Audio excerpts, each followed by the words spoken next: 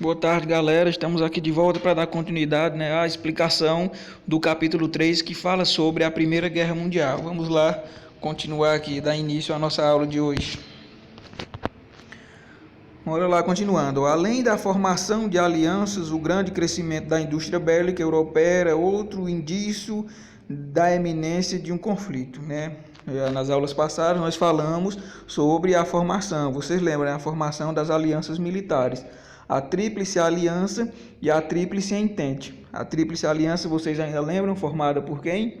Aliança, Alemanha, Itália e o Império Austro-Húngaro. E a Tríplice Entente, formada pela Inglaterra, a França e a Rússia. Que depois acabou ocorrendo algumas mudanças, nós vamos ver aqui. Então, essa formação, a formação dessas alianças militares, e é claro que o grande investimento, o crescimento da indústria bélica, a fabricação de armas, era tipo um anúnciozinho, As pessoas já estavam se tocando. Para que produzir tantas armas? Vai acontecer uma guerra. Então, eles já estavam, de uma certa forma, esperando ocorrer um conflito. E esse conflito ele era até esperado já. A ciência usada na criação, por exemplo, grandes invenções que foram feitas no final do século XIX, início do século XX, que surgiram, como por exemplo a fotografia, o rádio, o telefone, o avião, o automóvel. A ciência usada para criar esses equipamentos aqui foi a mesma ciência que foi utilizada para produzir novas armas de guerra, como por exemplo a metralhadora, as bombas explosivas, os lança-chamas, os gases tóxicos e os tanques de guerra. A mesma ciência que foi utilizada para fazer o bem também foi utilizada para produzir essas armas que acabaram dizimando um grande número de pessoas na Grande Guerra, como ela ficou conhecida, esse grande conflito que ocorreu de 1914 a 1918.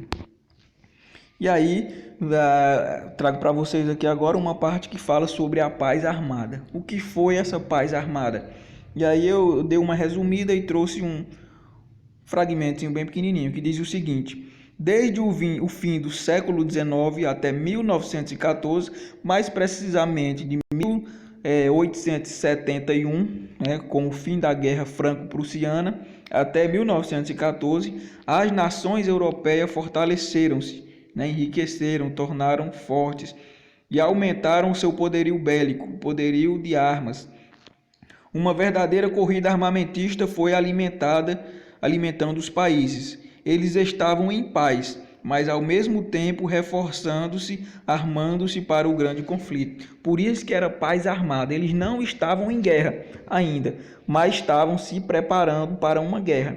Era uma paz armada. Eles estavam em paz, mas cheio de armas, para se por acaso ocorrer um conflito, que eles já estavam esperando, eles estarem preparados. Por isso que era paz armada. Sem guerra, mas cheio de armas para o conflito quando ele chegasse.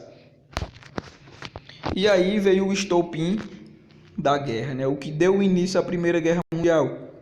O que foi que deu início? Não sei se vocês já viram aqui essa imagem. No livro de vocês tem essa imagem aqui, onde era a capa de uma revista da época, Do lado esquerdo do vídeo de vocês aí, tem esse cara com bigodão que foi Francisco Ferdinando. Francisco Ferdinando, que era o príncipe, o herdeiro do trono do Império Austro-Húngaro. Ele era o príncipe do Império Austro-Húngaro. E do outro lado ali tem uma imagem representando o assassinato dele e da mulher dele na cidade de Sarajevo, que foi o que deu início à Primeira Guerra Mundial, que é que nós vamos ver aqui agora nesse slide. Continuando aqui, o início da Grande Guerra, como eu já falei para vocês. O que foi que deu início a esse conflito? O estopim desse conflito foi o assassinato de Francisco Ferdinando, príncipe do Império Austro-Húngaro, durante sua visita a Sarajevo, na Bósnia e Herzegovina.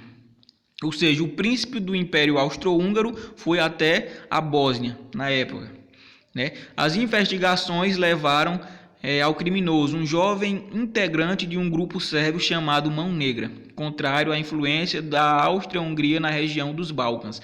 E aí vem lá aquela questão lá que foi explicado para vocês no primeiro slide do pan-eslavismo, na região dos Balcãs. Na região dos Balcãs existiam os povos de origem eslava, né? E esses povos de origem eslava, grande parte deles, sua grande maioria, viviam no território governado pelo Império Austro-Húngaro, mas tinha a Sérvia. A Sérvia queria o quê? Queria unir esses povos de origem eslava e formar a Grande Sérvia.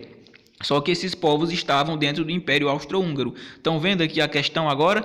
O príncipe do Império Austro-Húngaro foi assassinado por uma pessoa da Sérvia. E aí então isso acabou gerando o conflito, né? As regiões lá dos Balcãs, esse grande conflito aqui, essa desavença que existia entre eles. Então o Império Austro-Húngaro não aceitou as medidas tomadas pela Sérvia com relação ao crime e no dia 28 de julho de 1914 declarou guerra à Sérvia. Certo, o Império Austro-Húngaro declarou guerra à Sérvia porque um sérvio assassinou o príncipe do Império Austro-Húngaro. Sim, mas isso não explica por que os outros países entraram em guerra e deu início à Primeira Guerra Mundial, né? Explica sim.